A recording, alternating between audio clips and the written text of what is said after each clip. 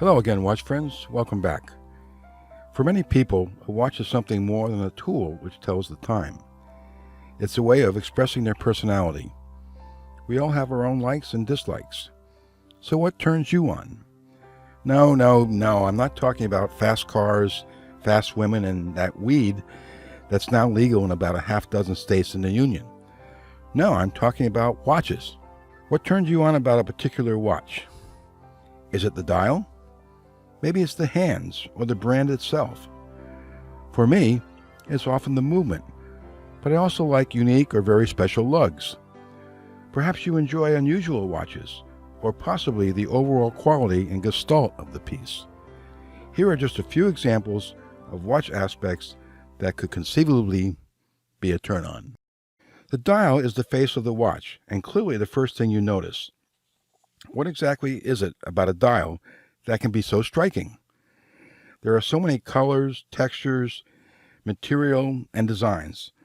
Sometimes an appreciation for a particular dial is not possible unless a hands-on audition can occur. Even then, the subtleties may go unnoticed in a 10-minute AD tryout. The attraction of the Grand Seiko SBGA 011 original version or SBGA 211, the new version, is the dial. The Snowflake, as it's called, is a very popular watch mainly because of the dial. That textured dial meant to mimic the airy snowfall in the mountains of Japan where Grand Seikos are made is extremely appealing. Very few watches have the allure of that dial. Of course, the Zaratsu finishing of the hands, markers, and case add to the allure. The Chipek Croix de Bargue is another watch with a fascinating and engaging dial. The dial not only exhibits hand-turned guilloche, but the interference wave patterns between the two subdials draws you in. The dual-purpose dial on the right side, showing both the day of the week and the number of days left in the power, also adds to the appeal. The Ming 17.06 shows that simplicity can be deceiving.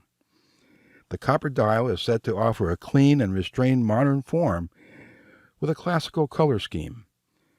It's said to be a study in textures and light with its multi-level dial surrounded by the polished brushed case. This watch may be an acquired taste for some, but there's no denying that the watch has presence. The De Bethune Maxi Chrono DB21 re-edition is a watch with a dial that makes you just want to stare at it to learn its secrets. The three-dimensional dial is surprisingly readable given all that's going on. From the multiple hands, various scales, and markers, the Maxi Chrono is anything but bland. If dials turn you on, I see no reason why this wouldn't interest you. The vintage Seiko World Time is not a very expensive watch, as watches go, but the linen dial on this piece is what grabbed me. It's also a useful watch. The 1964 Seiko 6217-7000 World Time is clearly not a GMT, and not even a traditional second time zone watch. It was introduced by Seiko to commemorate the 1964 Olympic Games held in Tokyo that year. Maybe it's the hands. Yes, hands. And I don't mean the nickname my college girlfriend gave to her ex-boyfriend. Hands come in a huge variety of shapes and sizes. Sometimes it seems that the hands overwhelm the dial. Not so good. Other times, they're perhaps too small and not harmonious with the overall aesthetic. But regardless of the size, I think it's the shape of the hands that can either seduce or repel a potential watch buyer. H. Moser & C. is a brand known for making quality hot horology watches with many innovations. The leaf-shaped hands on my Endeavor small seconds are characteristic of the Moser style of hands, regardless of the particular watch. These sexy hands can be seen on their watches throughout the range. Just another example of the beautiful Moser hands, this time on the Swiss Alp watch Concept Cosmic Green. This piece embodies a distinctive H. Moser & C. style, even without indices or obvious logo. Those hands give it away as an H. Moser & C. A stunning watch, to be sure. Like many Tudor watches of the past and now the present, the Black Bay bronze gray dial has hands that easily distinguish it as a Tudor. Just as Rolex has the Mercedes hands that tell you immediately it's a Rolex, so does this Tudor model disclose its characteristic angular hands known as snowflake that appeared in the brand's 1969 catalog at first. My own Black Bay Blue, the original model, is another example of the definitive snowflake hour hand. You really can't get more special than the eccentric moon-tip watch hands on many Breguet watches. Breguet watches have featured its founder's celebrated hollow, eccentric moon-tip watch hands for over 2 centuries now. Mention the term Breguet hands to any watch collector or connoisseur, and they will immediately know what you're referring to. You can see on this current reference, the Classique 5157 BB, just one example how in 1783, Abraham Louis Breguet left a lasting mark on both the brand and on the watch industry. As the hands are an essential part of the watch, both functionally and aesthetically, your eyes are immediately drawn to these seductive hands. Another style of hands that may or may not turn you on are found, for example, on the Czech Quadribarg Tribute to Poland and other Czech watches as an option. These fleur-de-lis hands are both elegant and distinctive, often associated with European family coats of arms, especially French heraldry. This decorative style adds a certain flair to the hands and the overall watch gestalt. The fleur-de-lis is a stylized lily. In French, fleur means flower, and lis means lily. Some watch enthusiasts are turned on by the movement. I know I am. There's just something very special about a tiny machine, and if you've ever seen the various parts of a watch being fabricated and then assembled into the final movement, you'd have an additional appreciation for the design, engineering, and finishing that they represent. What's especially eye-catching to me is a well-finished movement, which usually just so happens to be a manually wound movement.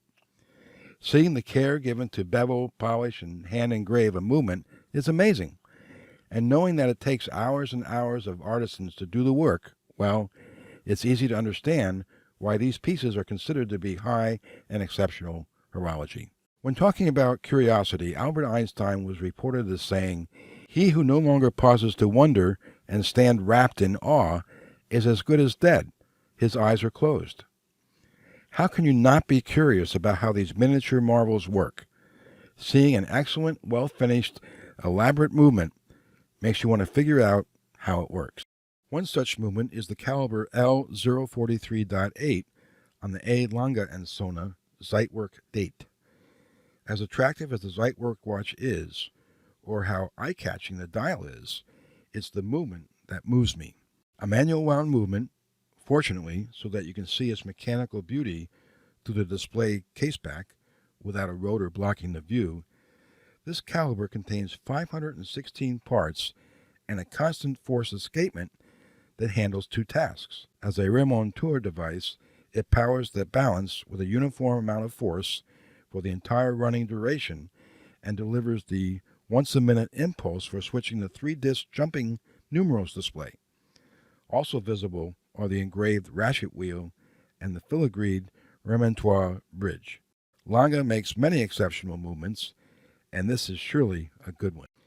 Another caliber worthy of note is the exquisitely decorated hand-wound caliber UWD 33.1 as found in the Sinn 6200 Meisterbund and other watches. The Sinn is a 55-piece limited edition watch, but the highlight is the UWD movement made by Uhrenwerke Dresden, UWD, a German movement manufacturer started by Marco Lang and which supplies movements to Lang & Heine, among other brands. Beating at 21,600 beats per hour, the caliber 33.1 features a flying barrel supported on one side, which is an example of precision while also expressing watchmaking craftsmanship at its best.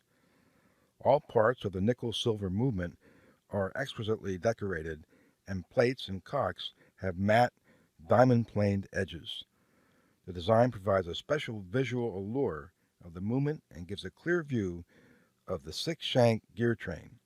This is one cool movement.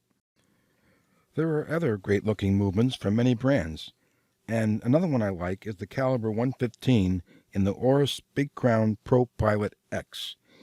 You wouldn't expect an exceptional looking movement from a brand like Oris, at least I wouldn't, but here it is.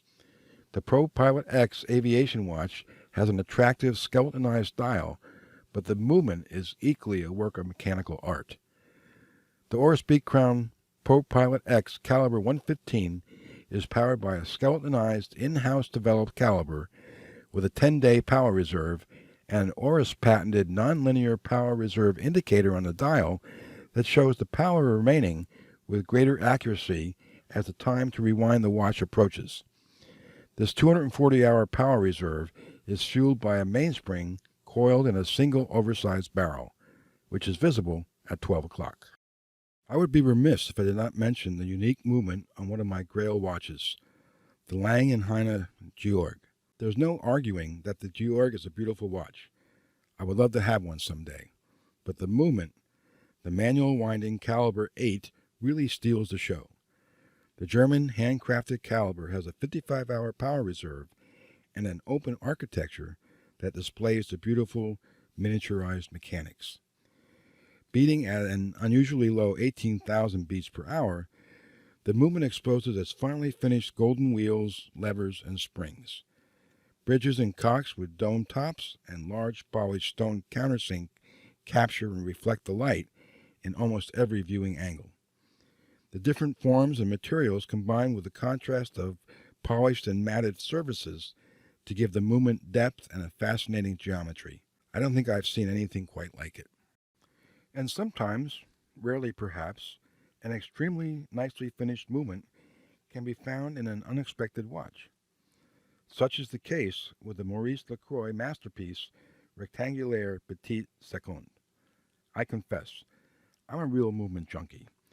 The ML126 Le Jeu Purée movement is simply beautiful. One of the chief reasons I bought the watch. The caliber 736 movement was developed by Jean-Pierre Jacquet and is simply stunning. I think you'd agree.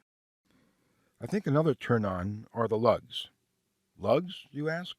Yes, lugs.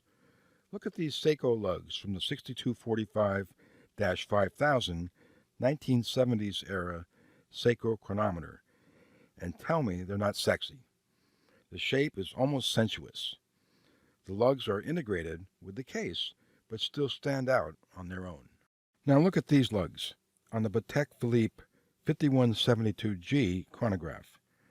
These Art Deco style triple-stepped claw lugs are simply gorgeous. Wow. I love the Art Deco design in almost everything: architecture, everyday products, and of course, watches. Here, these lugs really appeal to me. Overall, the watch is very attractive, but for me, it's the lugs that turn me on. I love the Art Deco motif, and these lugs are Patek beautiful. There are many other examples of cool or even sexy lugs. One last example is the Vacheron Constantin Historiques Cornets de Vache 1955. Unfortunately, at least for me, another beautiful and enticing $60,000 plus watch. The name of this model is Spanish for horns of the cow, or bull, and as you can see, the lugs sort of look like horns. A very distinctive style that is attractive, distinctive, and sexy in their own right. The movement is pretty cool as well. I can understand how a rare or unique model can be alluring, and you occasionally see these watches. Is it the aesthetic that appeals, or is it the mechanical savoir-faire that makes the watch a delight? Sometimes both. When I think of an unusual watch, one of the first watches that come to mind is the Resonance. Resonance has a line of watches that are oil-filled, which results in less friction of the moving parts, the components are constantly lubricated, and an interesting display of the orbital subdials on the watch. Because the crystal and the oil have similar refraction points, there is no reflection from the dial, and the overall effect is that the dials appear to be floating. Another advantage of the oil technology is that the parts are lighter and therefore require less power to move. This aids in accurate timekeeping. a unique approach to watchmaking. Another unusual watch that comes to mind is the H. Moser & C. Endeavour Flying Hours. Although the watch still has the Moser style and quality, its novel planetary mechanism displays the time in a unique way. I admit, at first glance, the disk-based time system, using Moser's HMC 806 caliber, seems a bit puzzling. But once you understand how it works and how to read it, that issue disappears. The result? An unusual watch for those willing to step outside their traditional watch comfort zone. The Flying Hours is limited edition of 60 pieces, so it's not only unusual, but it's also Moser rare. And it may not even be the dial, lugs, or movement that's so unique. Here, the Dietrich bracelet is a refreshing design. Unusual? Yes. Does it work? For me, yes. Finally, there is something to be said about the Gestalt of the watch. Looking at the Hajime Tsunami, I dare you to tell me it isn't beautiful. Nothing wrong with a beautiful watch, and there are plenty of examples to get one excited. And nothing wrong with exquisite quality.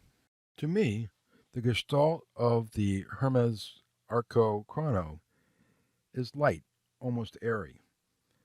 And with the font and placement of the Arabic numbers, it has almost a playful feeling. Looking at it somehow makes me want to dance. Weird, I know, but watches often elicit an emotional reaction. When was the last time a watch made you feel like dancing? If the Hermes made me feel like dancing, this 1941 Remontoire Constant Force from the brothers Gronfeld makes me exuberant. Everything about this watch exudes quality, from the beautiful 925 sterling silver frosted and satin-grained salmon dial to the lovely red gold case, to the intriguing 8 seconds constant force remontoire mechanism complication shown on the dial, which prevents the force from the mainspring from fluctuating and therefore impacting precision. And of course the movement is a mechanical work of art, with such subtle touches as hand-beveled bridges that replicate the facades of the Dutch houses, termed bell gables, of the homeland of the horological brothers Bart and Tim. It's easy to see why the 1941 Remontoire won the prestigious Grand Prix de Horlogerie de Genève Award in 2016 for the best watch in the men's watch category. So why do you like a particular watch? And what turns you on? Share your views in the comments below. If you enjoyed this video, please give it a thumbs up, share with your watch friends, and subscribe, if you already haven't, so as to be alerted of new content. Thanks for watching, and I'll see you next time.